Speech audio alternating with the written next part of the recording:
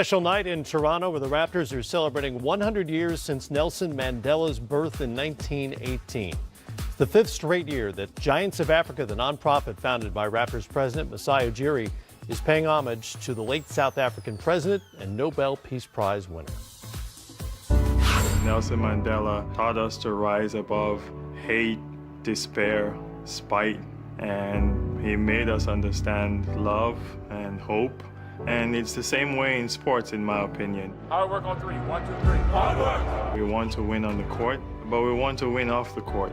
And winning off the court means affecting youth, affecting people's lives. Yes! For us, rising above is preaching positive thinking. There's nobody else better at this than Nelson Mandela. This was somebody that was in jail for 27 years and affected so many lives. He was the father of Africa. He was our hope. And he brought us together because he rose above all odds in life to become the most positive person and the most positive movement, I think, in the world.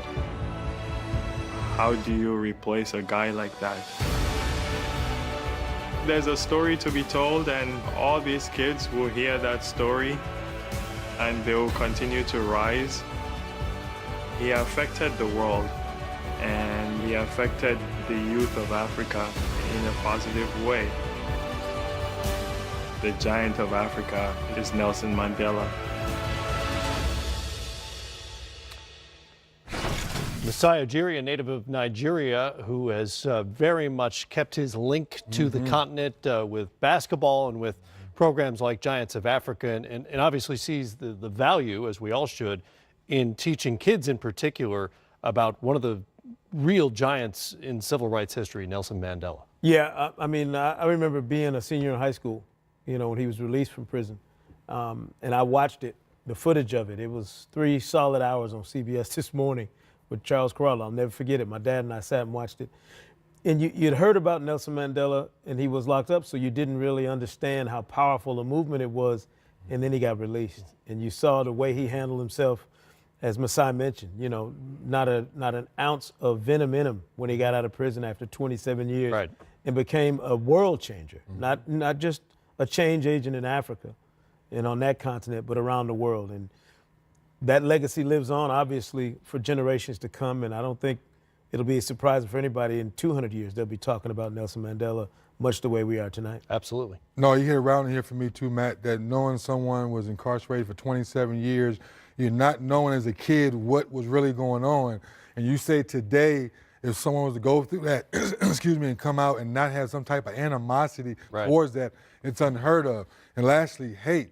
It's like to come out and really every day want to help people and think love first is different in today's world. So that's what I take from Nelson Mandela. Not only the most important figure in the anti-apartheid movement, and which ultimately ended apartheid, but of course the first black president in South Africa's history as well. Also a good game going on tonight with Philly. One way to measure that, the usage rate, which for those unfamiliar is basically how many of a team's offensive possessions end with a particular player's action. LeBron's usage rate is exactly where it was last season with the Cavaliers, but when trying to develop the talent around him, is that too much? Well, LeBron isn't sure. Magic and Kobe know who I am. I know who I am. They know what they're going to get out of me. That is, you know what you're going to get out of me every game. Am I going to play well every game? Am I going to shoot the ball well? No, but you know who I am, and when it's time to, when it's really, really, really money time, you know who is going to be there. So, you know, we got guys that just want to continue to develop and guys that continue to, you know, get better and better just from experience. That they haven't had a lot of experience. So I think that's, people are trying to blow it out of proportion, like, okay, why do you have LeBron if you don't want to use them as much? Guys are just, they don't understand the logic behind it. But it doesn't matter. Like you guys asked me the other day, like, do you feel better after playing 30 minutes compared to if you played 40 minutes? It's like, no.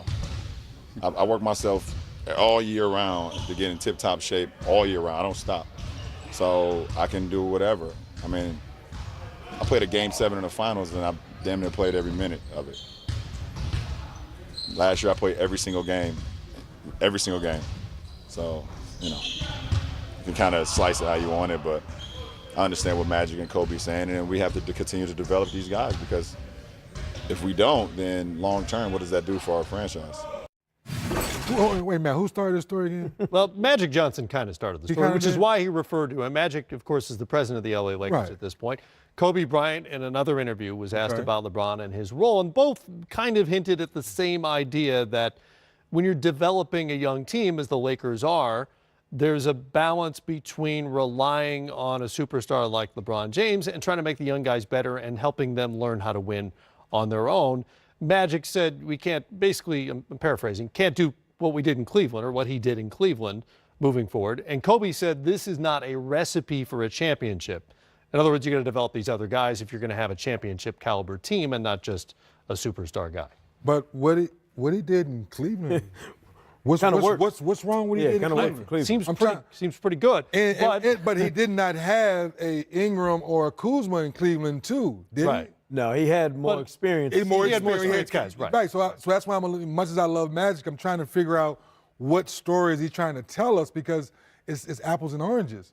When you talk about, I feel like I get his point. but stay with me, Matt. But Yeah. if there was a Kuzma, if they got rid of Their young talent, their young talent, they got rid of Bennett and they got rid of Wiggins. So Well, yeah, they never had. They brought in Kevin Love because they wanted more experience. Exactly. So that's why I'm still stuck with. There were not two guys when he came back from Miami.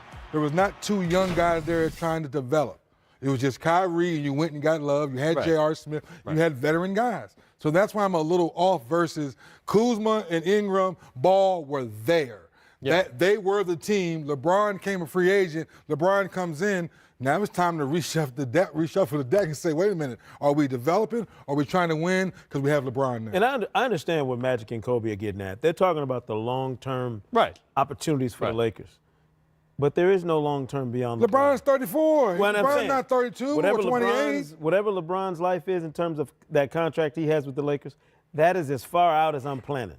Sure. You know, and what the Lakers are thinking about and talking about is a franchise, a heritage franchise now, 3D, that's used to being a contender. All the time, And for the right. past 5 years, they've been in the wilderness. Right. Right. So now you have LeBron back, and you automatically start thinking, well, how do we make this last for another generation and another 10, 15, 20-year stretch that you're used to?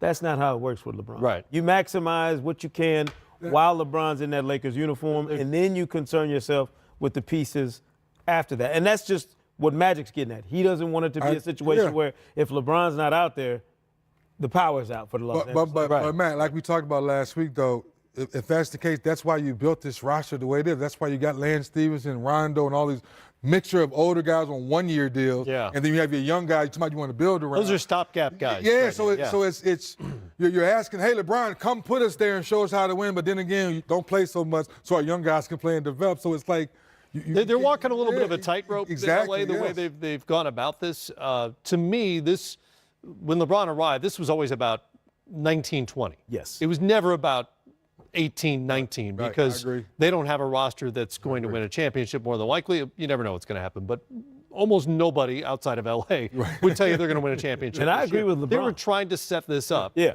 Yeah. I agree with LeBron. His usage rate is exactly the same as you pointed out. man. Exactly the same. So it's not like he's completely changed the way he operates. Right. He's doing what LeBron has done for, as long as we can remember. He's doing it with a much different cast. Think about it. When he left Cleveland the first time, went to Miami, they reassembled the pieces in Miami to cater to LeBron and to win right away. Right. Did the same thing when he came back to Cleveland, bringing in Kevin Love, had Kyrie in place.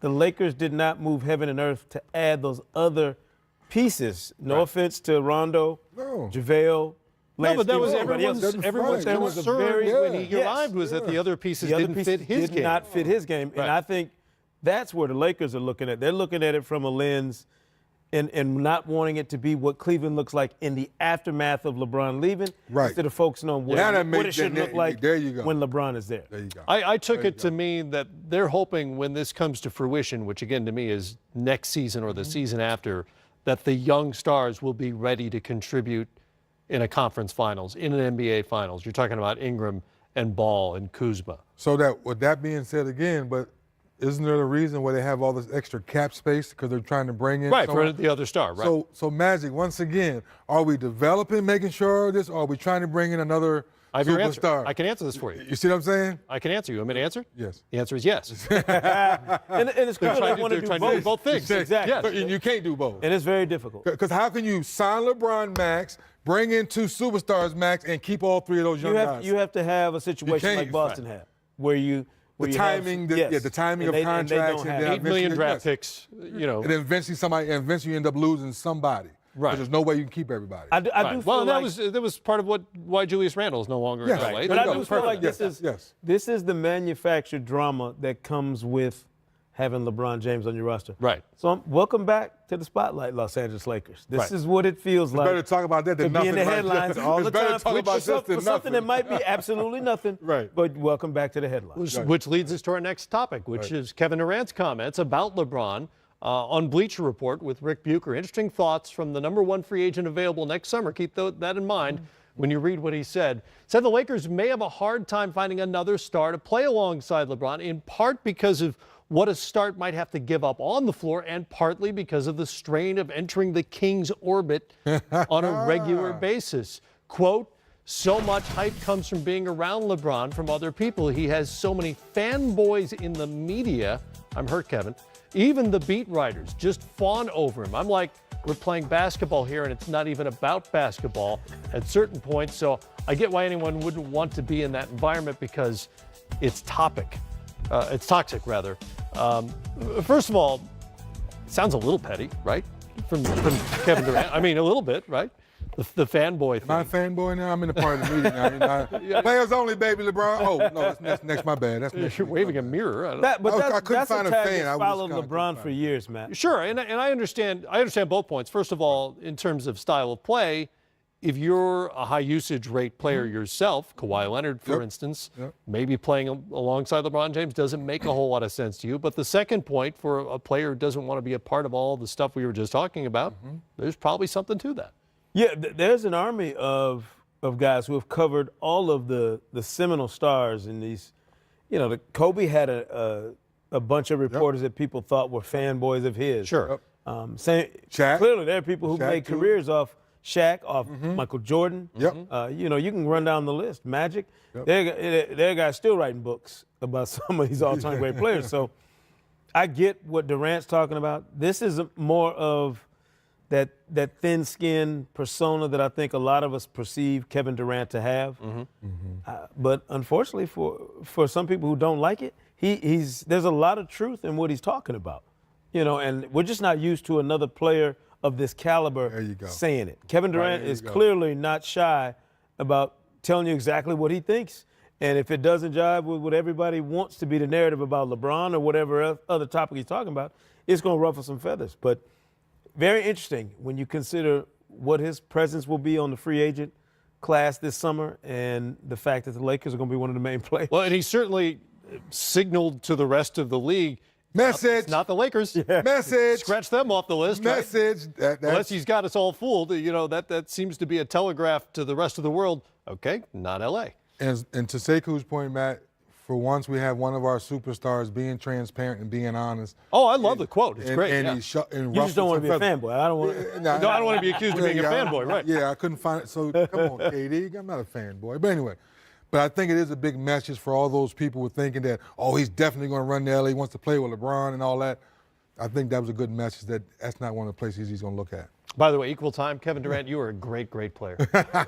Hold on. There you have it. Come on, fanboy. Well, fanboy Come on, accent. fanboy. Come on, fanboy. lean into that. Come on, fanboy. There you go. By the way, players only coming up. You got the Lakers, right? I told you, I knew he was coming, LeBron. Are you going to be fanboy, LeBron? I'll be Are you there. going to be in LA or are you going to I'll be be in in Boston? LA. I'll be in LA. Here's the thing. At the end of the game, if you get LeBron, you got to ask him something really hard now. Oh my goodness. Something really uncomfortable. LeBron, do you usage rate too high? Are you playing too much? You got some time. Do you Some still time to love work on it. basketball, Make sure you LeBron? got his T-shirt ready, fanboy. Are you a great leader? Coverage starts at 7 Eastern time with the Auto Trader pregame show. Pelicans, Celtics, Heat, and Lakers Monday on Players Only. Coming up, the man who took attacking the rim to a whole different level, reliving the Shaq attacks that left NBA rims unplayable. Next.